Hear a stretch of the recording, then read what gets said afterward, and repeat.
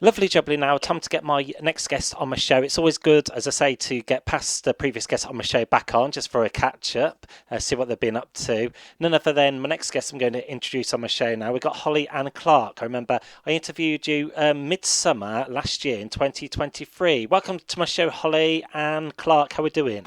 Thank you so much for having me. I'm doing good today on this Monday afternoon. Great to hear it as well. And last time I chatted to you was a while ago now. Time just goes so quick. Where you were promoting your last single, "I Am What I Am." What you been up to since then? Oh gosh, lots of things, different projects, different performances. I've had several releases come out during that time. I had a Christmas album which came out, and now I've got an EP that is being set to release on Valentine's Day. Oh wow, brilliant! Organs blazing. Then good to keep busy. I just want to pick up from where I last chatted to you, really, because you've done "I Am What I Am," and then you've done "Pure Yeah, Imagination" as well. I didn't really chat to you about that one. That's a great song to choose from a well-known childhood favourite film, especially with the Wonka film just being released before December last year. absolutely. Yeah. So I actually did Pure Imagination before that film came out, just because it's a favourite film of mine and it's a favourite song.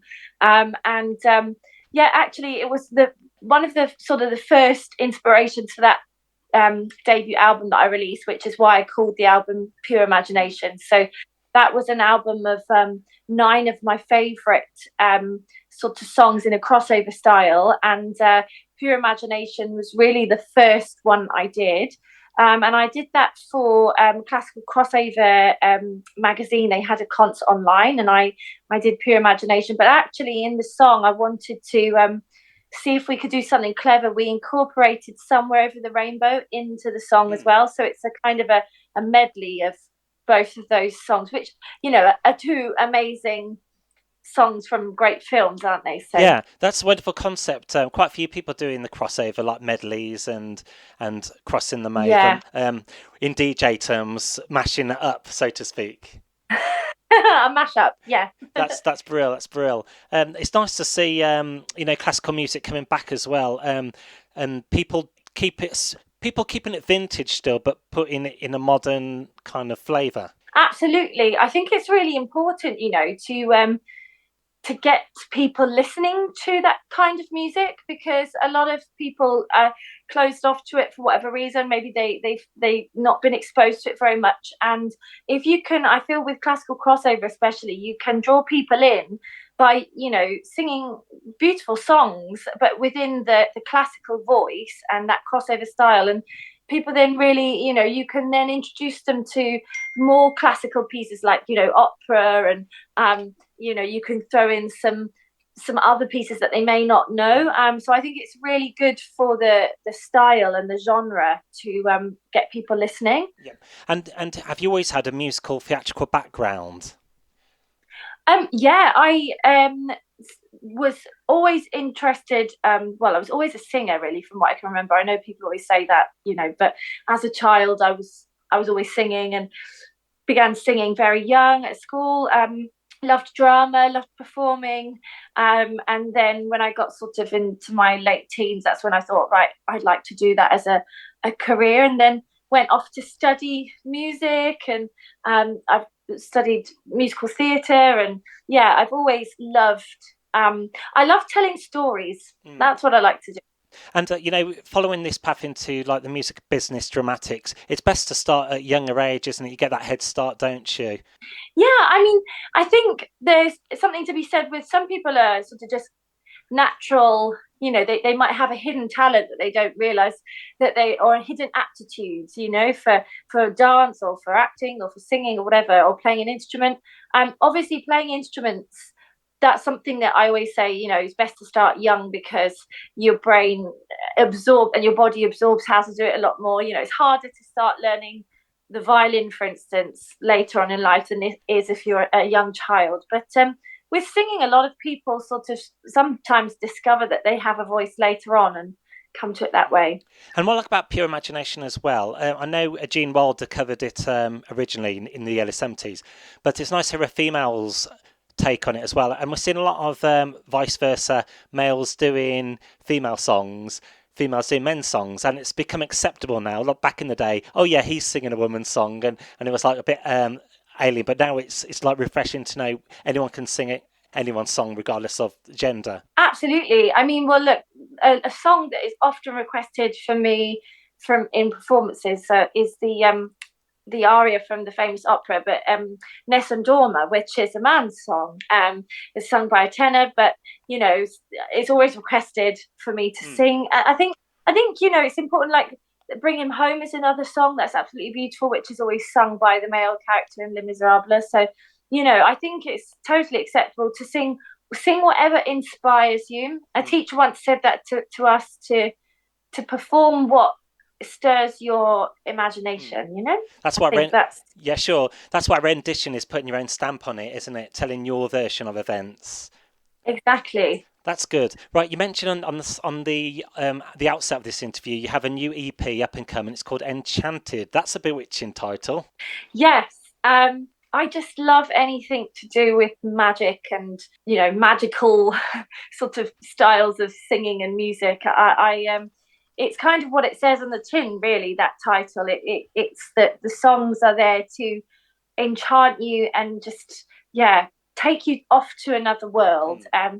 I won't say what the songs are just yet, but they are a collection of songs from animated movies.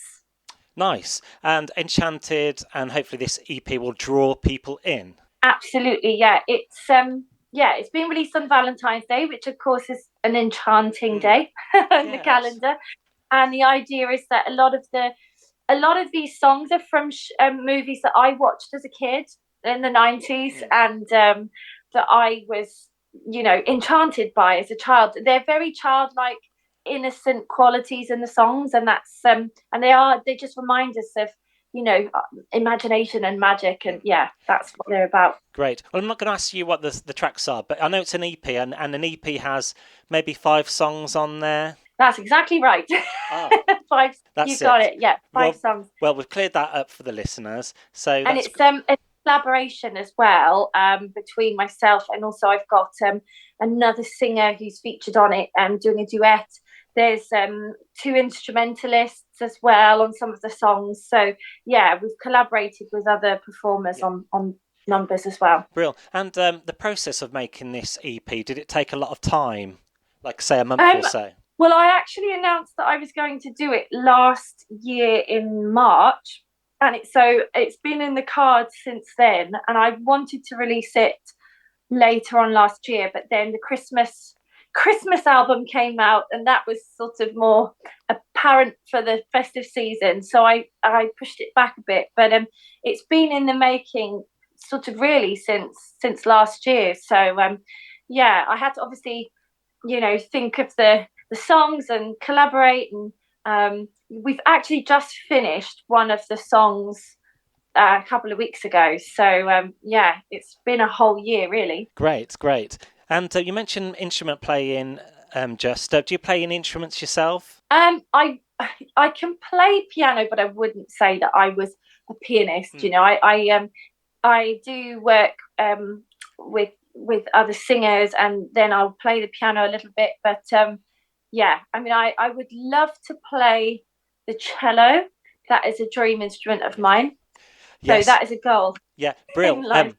I was chatting to another interviewer recently, and I was mentioning the cello.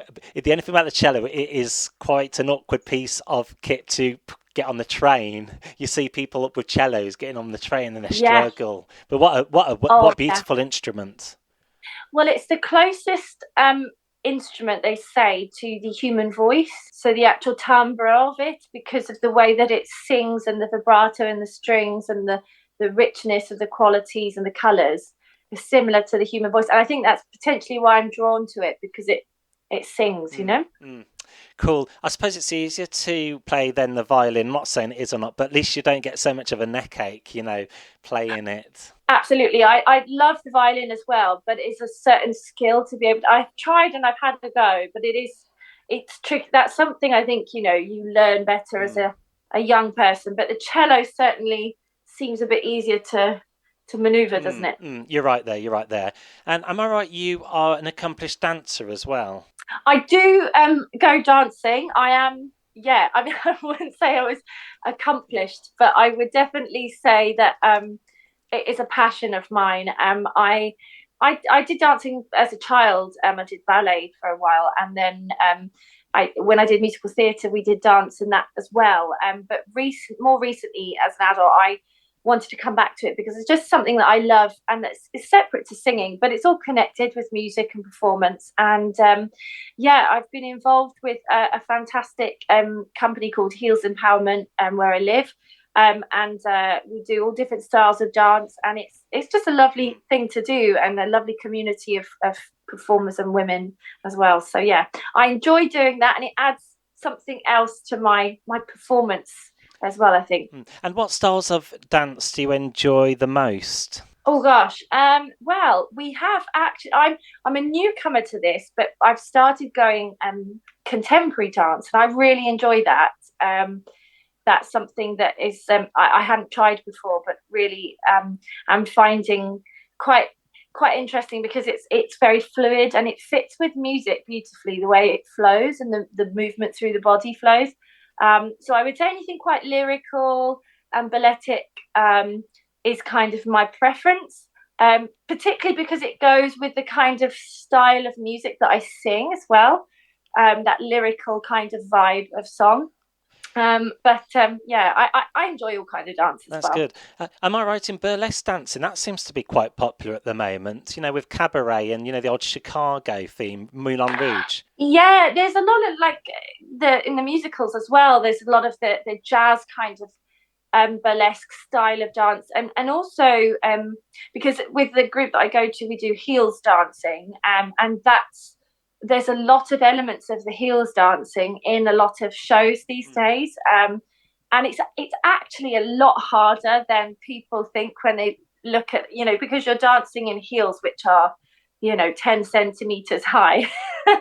So you need a lot of body strength for it. But yeah, there's a lot of that kind of style now, which is very popular in the shows.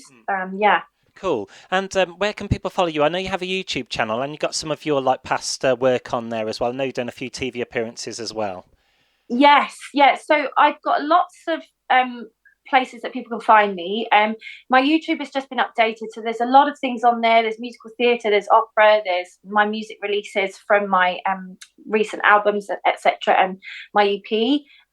So that's on YouTube. My Instagram is at Hollie-Anne Clarke, and my Facebook's the same. And then also have a website, hollieanneclarke.com, and Spotify. If you just search for my name, you'll find me, and that's where you're going to find my music when it's released in February. Wonderful. Well, I'll tell you what, these interviews go so quickly, and it's lovely catching up with you. All we need to do is play one of your songs, really. I know your EP is not out till February, so last time I didn't manage to play Pure Imagination. So should we play that as a little bit of a treat, and then we can play one of your tracks in February near the time of the release date for Enchanted? That sounds wonderful. Great. Hollie-Anne Clarke, thanks for joining me on today's show. Thank you.